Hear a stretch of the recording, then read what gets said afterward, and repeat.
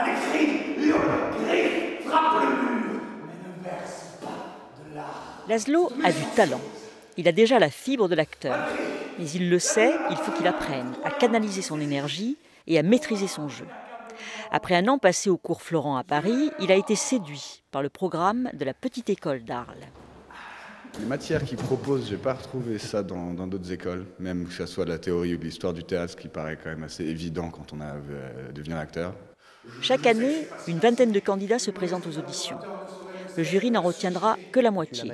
Présentation libre et exercices imposés vont permettre d'évaluer leur originalité, leur degré de maturité et surtout leur capacité d'ouverture à l'apprentissage.